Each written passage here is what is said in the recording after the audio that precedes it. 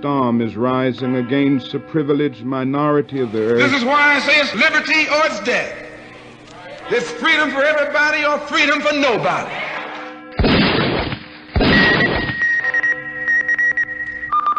This is an NBC News Hotline special report. We're at a turning point in the history of this nation. We need to stand for freedom.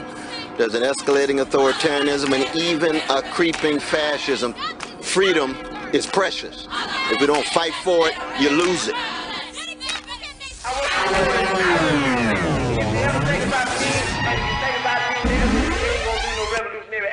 Forget about me. I don't want myself on your mind if you're not going to work for the people. This much is clear. We must rebel. This is our country. We have always lived in it. We were happy. Then you came. We have to protect ourselves. We have to save our country. We have to fight for what is ours.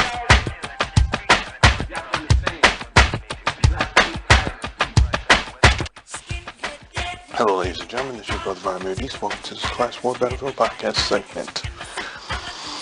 I had what I can only describe as an interesting thought. So, I was watching news coverage on the latest mass shooting that took place in California the other day. Today, by the way, is, what is today? Today is January 24th, 2023. And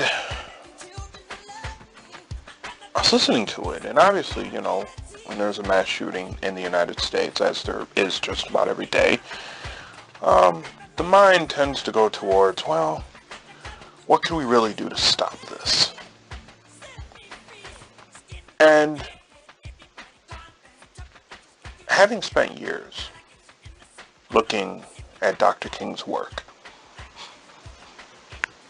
and discovering the depth of it and how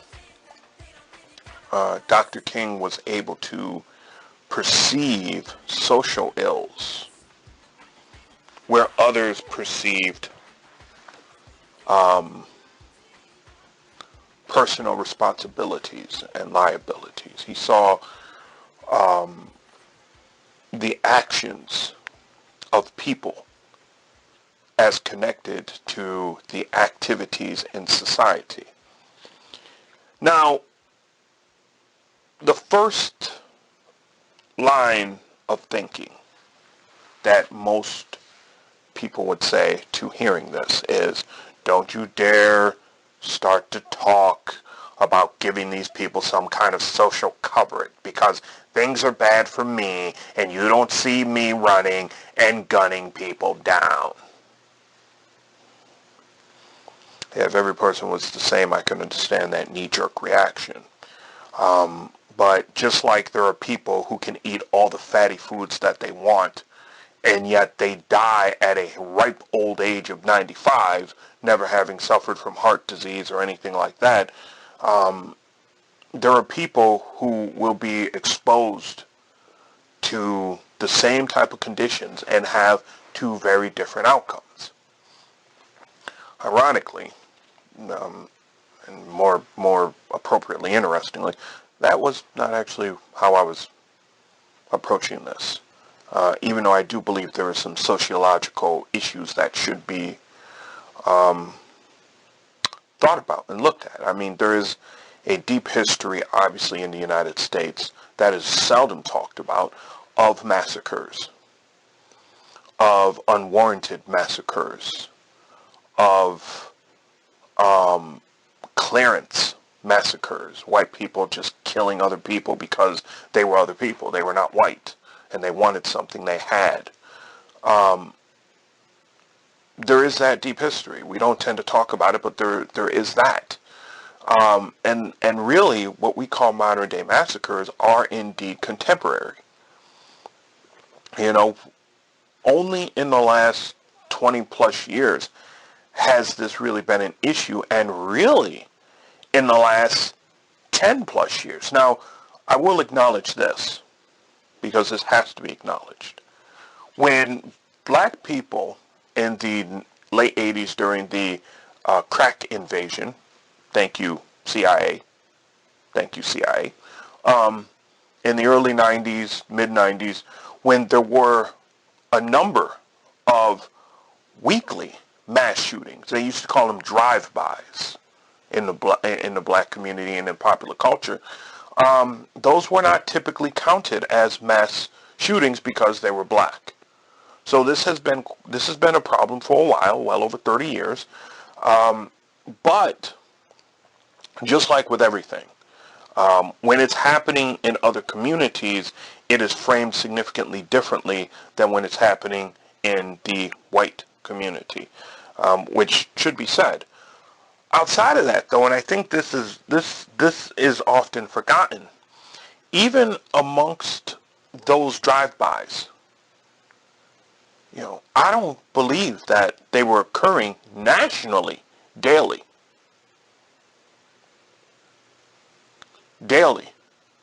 And if we wanted to go back far enough, 35 years maybe, what you discover quickly is that mass violence was not really a national problem. Now, I know obviously in the 80s, because of how Republicans operated, the idea that crime was getting out of hand, that was the talking point left over from Mr. Law and Order, I'm not a crook guy. That would be Richard Nixon for all of you too young to know. They made it appear like crime was a bigger problem than it was. And the Democrats quickly got on board with that and ran with it. But this type of crime was just not in existence. It just wasn't in existence. Now, I've spoken of before, and I really, Rick Perlstein, in his book, The Invisible Bridge, I wish Trump never got elected, because I think if Trump didn't get elected, his last book, Reaganland, which was decent, but it was sterile compared to The Invisible Bridge, I think it would have been a much fuller book, because it seemed almost like it was rushed. Anyway, Rick Perlstein in his book, The Invisible Bridge, makes the connection to culture in that time period, and the influence of not only self-help therapies, but therapy in general. And I really honestly think that there has not been a significant understanding in this society of the importance of post-World War II, of the importance of the rise during the post-World War II years of therapy. More people were engaged in therapy after World War II than obviously ever before, because, well, before, therapy wasn't a thing that people did. And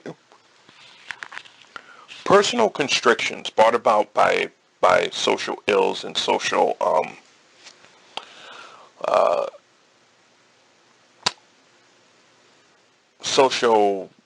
I was going to say impositions, but maybe that's the wrong word, social requirements really started rising to the collective surface. People began to start to unpack generational trauma, but they did it by unpacking personal trauma.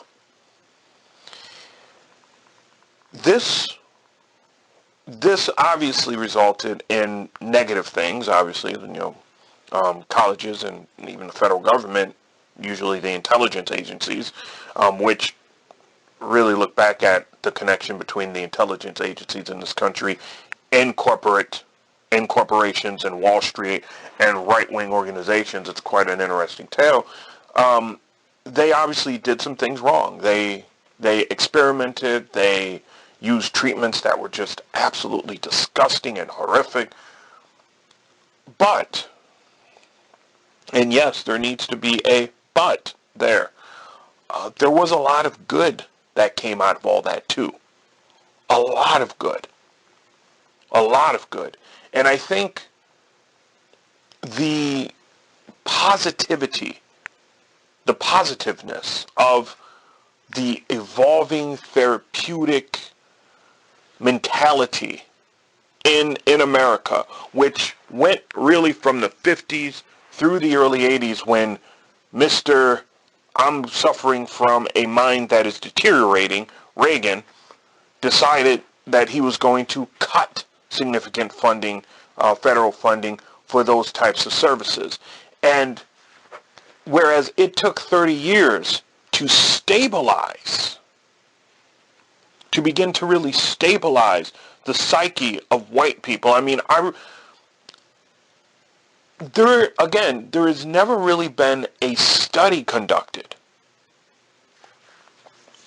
to measure the impact of therapy on race relations. But I really wonder if it had any impact.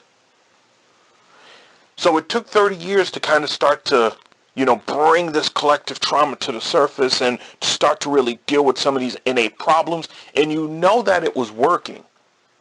Because, one of the podcasts that I listened to, I used to listen to it more frequently. I don't listen to it as much anymore, but it's a really good podcast called The Dollop. They were talking about a baseball player who grew up, obviously, 40s, 50s, 60s, 70s, was still playing, maybe not the 40s, probably the 50s, 60s, 70s. And, they were smashed drunk all the time. But by the 80s,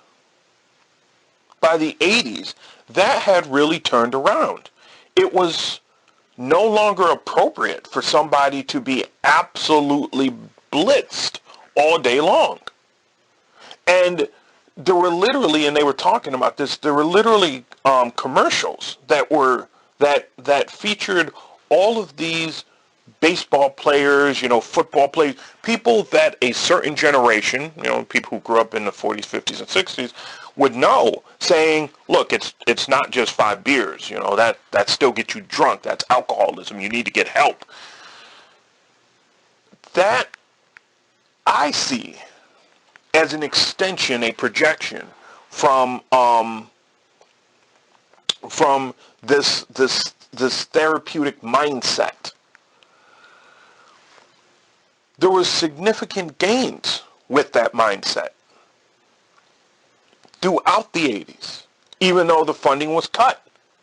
But as one news report that I saw from the early 80s said, as soon as that funding was cut, places like Skid Row, it was out of California, filled up because all of the people who would have been in these institutions ended up out on the street. Now, how long does it take for a society with immense social trauma institutions or social trauma creating institutions, how long does it take for a society without the necessary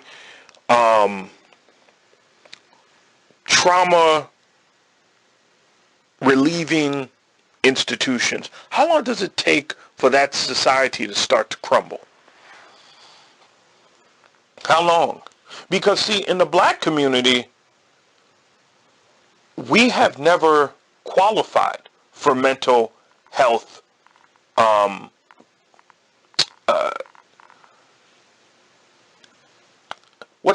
I'm looking for a certain phrase, and this is not something that I figured out. There was actually a black psychologist who talked about this.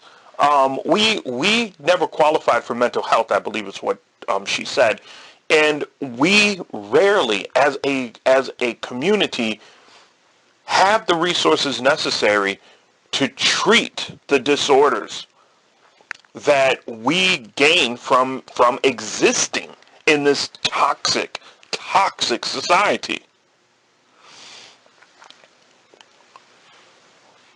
Therefore, the violence that was seen, the destructive actions that were seen in the 80s and the 90s, this psychologist looked at that and said, look, it's not, this isn't unusual. When you have a community that is racked with so much trauma, this is what happens when you don't treat that trauma. Now, this is something that we rarely talk about. I know we're starting to talk about it, but we're starting to talk about black trauma in relationship to how the rest of the society can deal with it, can handle it. When the black trauma needs to be something that is dealt with on terms of blackness. You can't deal with black trauma, people from Africa, using strictly European concepts. Which brings me to the European in America, what we call the white American.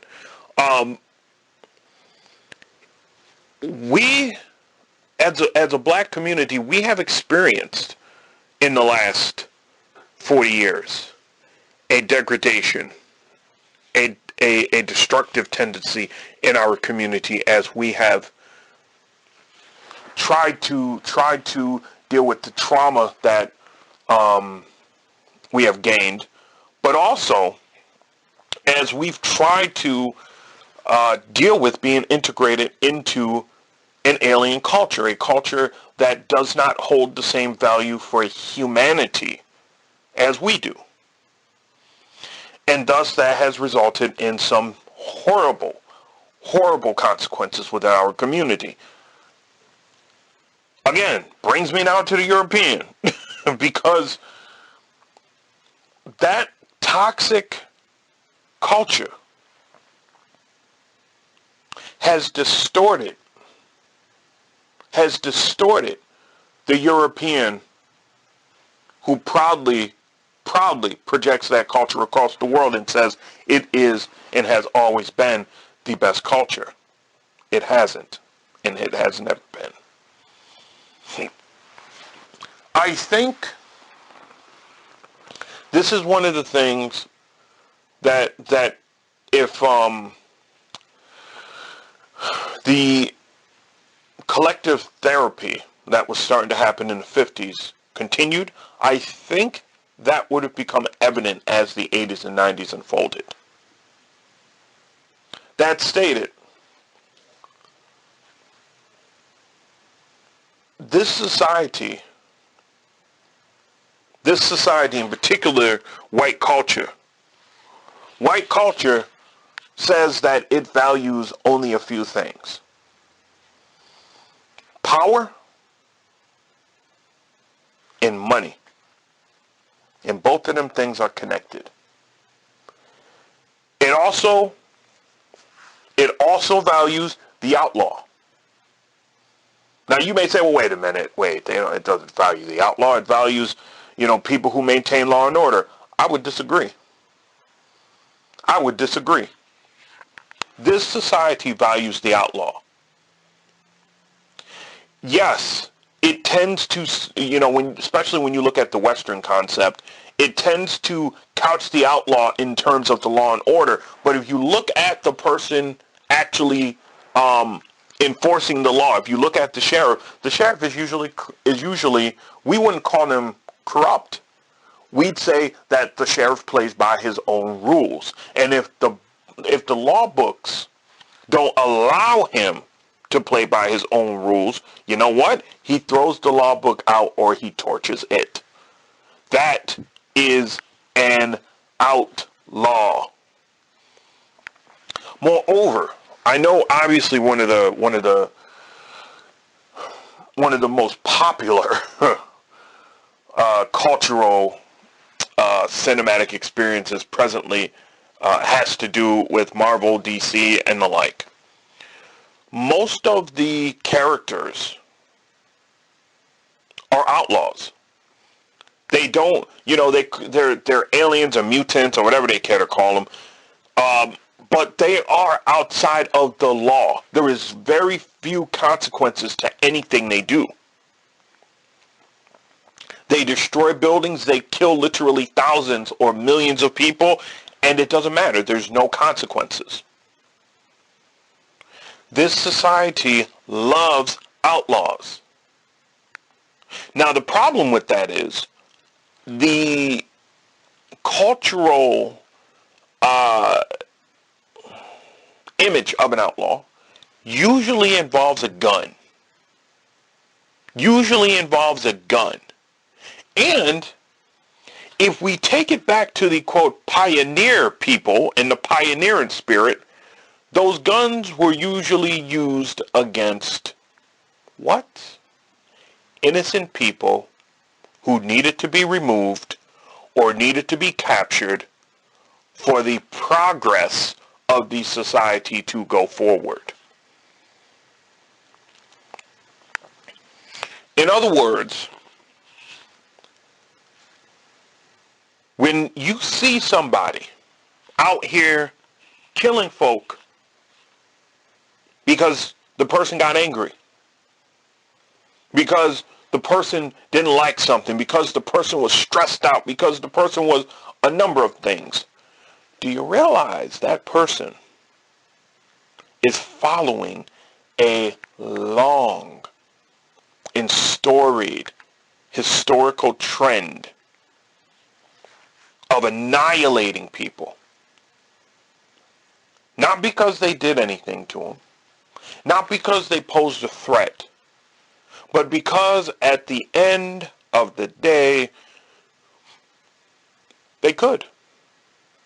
Their power position allowed them to do it. And in today's modern world, where power is reserved for the people with money, or so you think, the gun is the next best thing to feeling powerful. Why? Because the gun gives you the opportunity and the ability to play God. Now, for those of you who are in the middle class who hear this and say, oh, well, that's stupid. Is it? Is it? Didn't I just go through a little bit of the history with you on some of this? Moreover, if you're in the middle class, and I'm not talking about the faux pas middle class, it's fake crap where they're like, you're making $40,000 and you're in the middle class. You're making $40,000, you ain't in no dang middle class.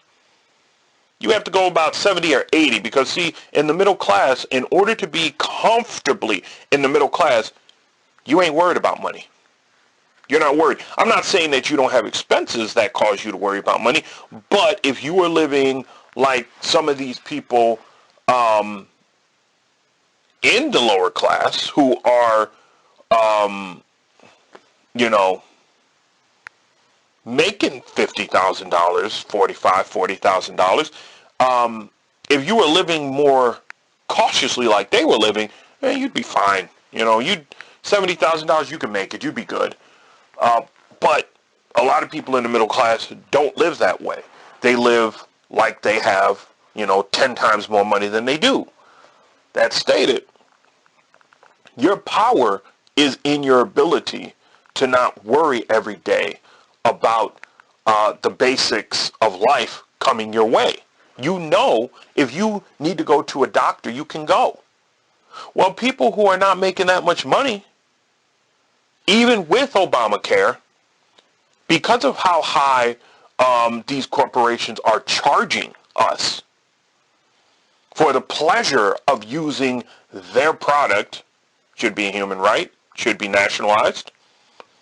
I'm done playing with these people. It's just, you don't compromise with cancer. You either destroy it or it destroys you. It's either or. So, and before you interpret that as, oh, he's talking violence. He's talking violence. Please, please, please, please, get off me with that. Student of Dr. King, I don't believe in physical violence. No, I leave the physical violence to the evil entities that put people in the poorhouse in order to deprive them of health care. So, Look in the mirror next time you want to come at me with that. Anyway, the inability to take care of your own life, to provide not only for yourself but for your children, that makes you feel deflated. And in those times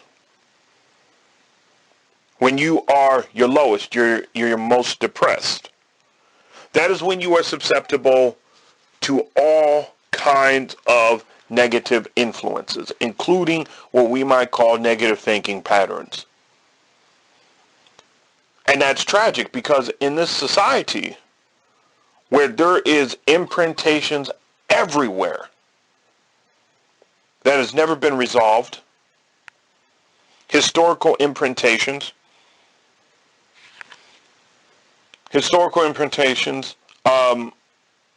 marking where these horrific scenes of carnage and violence have taken place. People who are depressed, people who are constantly down, can start accessing these things, and they can become overly influenced by them. Now, I know this is nuts. You know, for those of you who don't know, I like metaphysics. I'm a spiritual person. And I've talked often about the layered spiritual meaning of things that other people don't see as that spiritual. You have to understand, when you are talking about a three-dimensional world, you are talking about a three-dimensional world. Most of you don't even know what the word dimension means. It's always amazing to me. Oh, this 3D world. Okay, what does dimensional mean? And before you think you know, you probably don't. And trust me when I tell you. And there's going to come a day, and I do mean this in the next couple of years, where we're going to be talking about some words and what their meanings are. Their real meanings, their hidden meanings, all kinds of stuff. And dimension will be one of them. When you are talking about three-dimensional concepts, you are talking about a spiritual reality that most of you don't like to take into account. I do. I do because Dr. King did. I do because it's natural for me. I do because that's where I receive some of my greatest insights. When I'm sitting alone and I'm speaking with God, and I'm talking with my ancestors, and I'm seeing the collective. That is how I'm able to come up with this stuff, y'all. This stuff ain't me. I wish I was this smart. To quote one of my elders, I wish I was this smart. Nah, God, as my mama would have said, God tapped me on the shoulder and said, you need to tell these people this. That's why I'm here right now recording this. Is because God tapped me on the shoulder and said, you need to go and tell them that. Do it. So that's why I'm here. When you are depressed, ladies and gentlemen, that is a spiritual state. I've talked about it before. It is a spiritual state, and it leaves your mind opened to negative imprintation. Now, am I saying that you could be possessed? I'm a believer of possession. I do believe a person can be possessed, yes. But that's not what I'm actually talking about. Everything created has a spiritual resonance. Everything created has a spiritual resonance. Everything destroyed has a spiritual resonance, especially when that destruction is unjust and it's based on trauma. There is a spiritual resonance, excuse me. And so, if there is not proper clearing away of those traumatic events, you can access those traumatic events. You can access aspects of those traumatic events, and you can be tormented by them. And it can force you to do things that you normally would not do. I want to give you a great example of this because it's, you know, there are seldom time periods where you're like, wow, ooh, man, that there's something deeper to that. I don't know what it is, but there's something deeper than that. The the murder that occurred in the church in was South Carolina, the Manual Church. It was clear to me at the time, and even more so now, that there was an influence there of those who sought to destroy the Denmark Vesey plot there. Dylan Ruth, who was a racist, oh, I'm sorry, he's still living. I'm still not sure how that works. They're probably protecting him in prison. Anyway, who is a racist, who is a person who is destructive and desires to be destructive to the black psyche and the black community, tapped into that rage and that energy that was already in existence in that area and used it to commit those murders against not heinous, but innocent people. I apologize for that, not heinous. I was thinking back actually on descriptives of what he should be called, but those heinous acts against those innocent people. And that was a time period when I was like, oh, yeah, there is definitely something spiritual there. And what's funny about it is it seemed like even the media knew that was the truth. You know, because they kept bringing up how weird is this that, you know, Denmark Vesey, that connection, and the slave revolt that got tipped off. And even they seemed to understand that there was something deeper there. But if you want a brilliant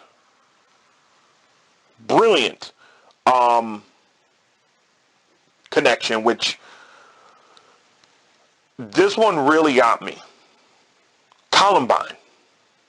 The proximity of the Columbine massacre, the two students who actually committed the crimes there, and their parents' work. Now, I had the honor of watching a lecture 13 years ago, I think it was,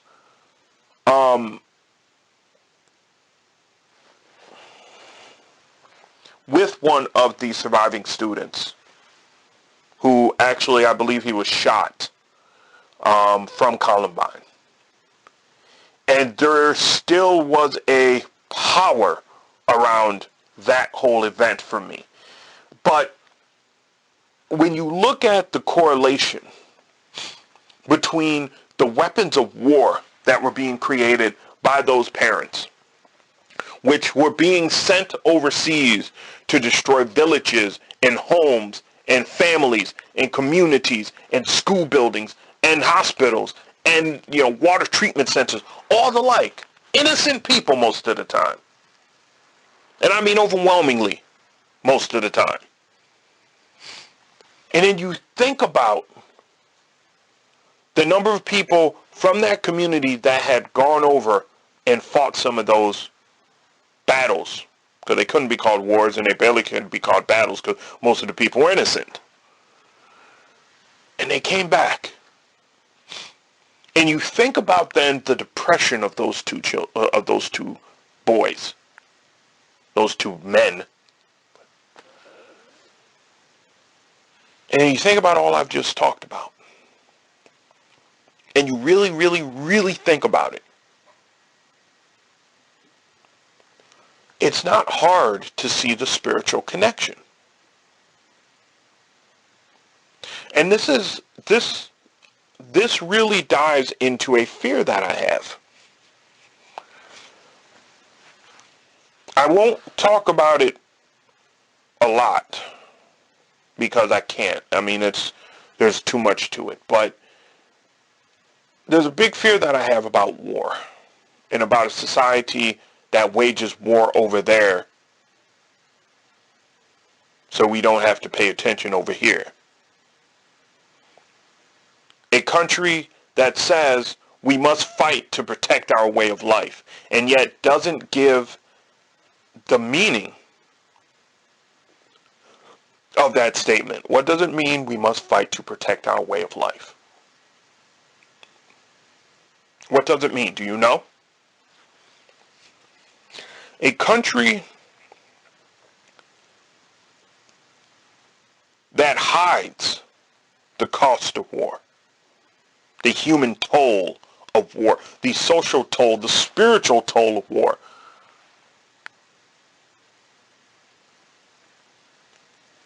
and a country that doesn't want to talk about what war, constant war, means to a society, what it creates in the society. The spiritual consequence, and consequences, because there are many, is the bringing home of death. Is the bringing home of death. I read a book years ago, and it was a strange book. I don't know how true it was, but I liked it because it seemed to have an appreciation of the depth of actions, especially when you're talking about war. The book was a supposed telling of some channels put together by a couple of people as to kind of a hidden history of the world, of Earth, and what preceded it. Now, whatever you may think of that concept, I thought the book was pretty interesting. Not because I believed everything in it, but because, again, there was this appreciation of long-lasting effects of actions and activities. A suggestion that what happened in one era would impact another era, until there was a synthesizing of the lessons that needed to be learned. One of the lessons that was not learned was the spiritual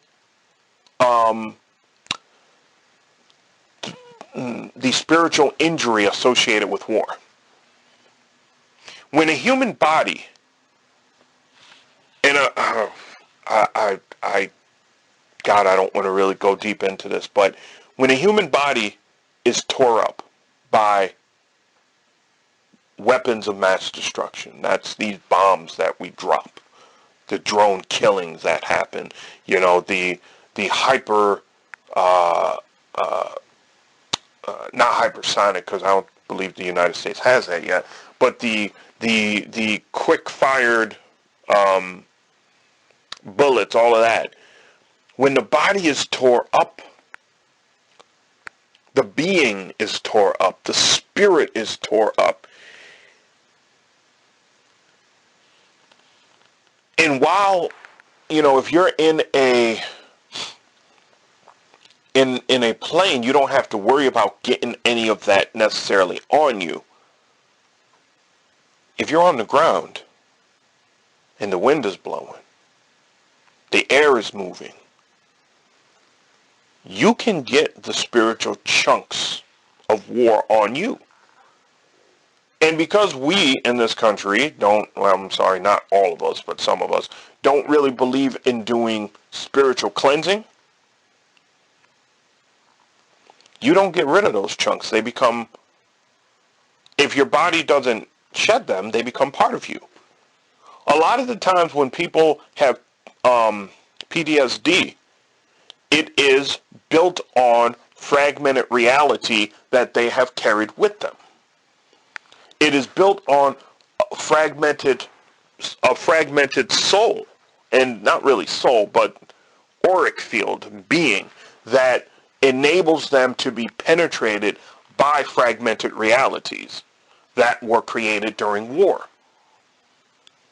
Now I know this seems crazy, this seems nuts, I'm fine with that. You think what you're going to think, I'm all right, I'm going to do me over here. They bring that stuff here, and they leave it. They leave it with the people they love. They leave it with the people they come into close contact with. And if they are a pillar in a community where people are drawing inspiration and knowledge from them, they leave it with them too. My father used to lament that common sense was at a premium in the 90s, that a lot of young people did not get common sense. And I didn't understand what he meant by that. I understand what he meant by that. I really finally get it. There is a spiritual transition that happens with the generations when intercourse is taking place. And once when pregnancy happens, there is a slow process of spiritually giving knowledge to the child, even while in utero. If there is something that disrupts that spiritual transfer, a lot of your music does that today. A lot of your music does that today. Or the father is gone because war. The child will try to make up that acquisition of spiritual knowledge when the father returns, when the parent returns. Because obviously, clearly, women also get deployed, but most women are not going to be deployed when they're pregnant. It is during that spiritual transition, transmission, that that is when some of these traumas also built in.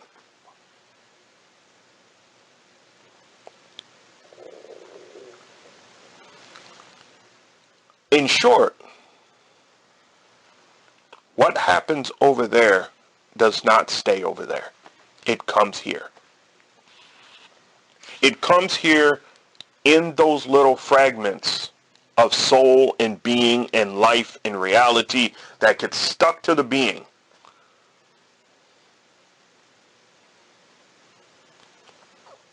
Now, I had doubts about all this, ladies and gentlemen. I had doubts about all of this until there was a book that I read, and